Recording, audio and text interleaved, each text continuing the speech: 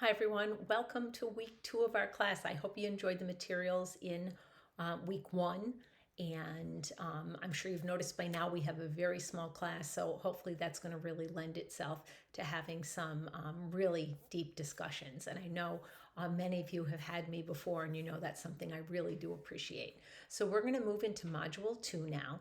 Let you know that this is probably the module that has the most amount of materials, and as we move through the course you will notice you won't have quite as heavy of a lift with reading and watching video. So I didn't want you to think that you were always going to have this much, but this is really, we're working on the background knowledge here. So we felt it was important to give you an opportunity to have that background knowledge. So we'll start this week with looking at your DAP book. I'd like you to read chapters 2 and chapters 3. And also I have a link to the National Literacy Trust for you to just explore a little bit about the 10 reasons why play is important. And then we're going to move on to, excuse me, a little frog in my throat, to a series of, they're all short videos about play in early childhood, nurturing preschool children's emotional development, developing language through play, literacy skills, about executive functioning, and some examples of learning theory. So I hope you enjoy all those. Again, they are on the brief side.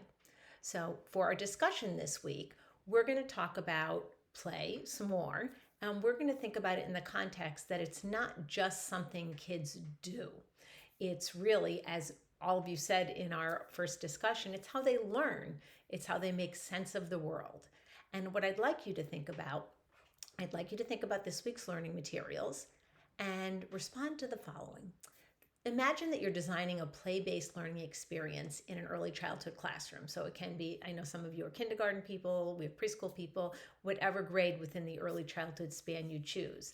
And then describe a specific play scenario. It can either be something you've made up or something you've actually designed in your own classroom or seen.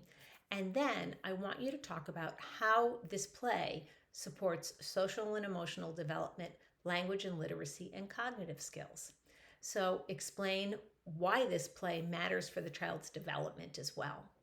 Again, you know that your initial response to the prompt is due before Friday at midnight with at least 3 additional responses to your classmates or me posted by Tuesday. So that is our discussion this week. So for our assignment this week, you're going to be using the ideas from the DAP book and all the other learning materials that you've reviewed. And then you have a choice of 2 things. You can either make a mind map, and I did give you a link to free mind mapping software if you want, or you can do it just on a piece of paper and take a picture of it too. I want you to design a visual showing how play really connects with brain development and executive functioning and the learning domains. And I'd like you to take your state's early learning and development standards and make connections to those domains about how that play connects to it. Make sure if you're doing an infographic that you have arrows or links with short explanations for each thing that you put there. And again, as always, make sure that you use citations and references in your mind map. Again, you do not have to use any software if this is what you choose to do. I don't mind if you do it freehand on a piece of paper and take a picture of it is absolutely fine. And if you can't fit your references on there, they can be submitted on a separate document. That, or you have a choice, if you don't want to do a mind map, you're welcome to do an infographic. And again, I want you to make sure that it is visually engaging, that you use professional language, but that's also accessible to families. So be careful with your reading level. I want you to talk about how play supports development. Make sure you include some research. And then how are you going to connect that to what's happening in the classroom and your state's early learning and development standards? Again, make sure that you have citations, and your references can certainly be submitted on a separate page if you can't fit them in the infographic. And just an infographic also doesn't have to be an 8.5 by 11 piece of paper. You are welcome to set your computer for, legal size if that's better. Set it for whatever size paper that you would want. If you have any questions, feel free to reach out and I'd be happy to help you. and I'm looking forward to our ongoing conversations.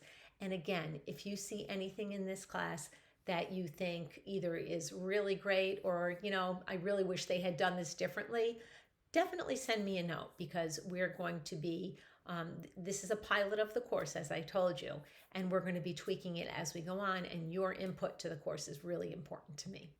Well, take care, have a great week, and I'll see you soon. Bye-bye.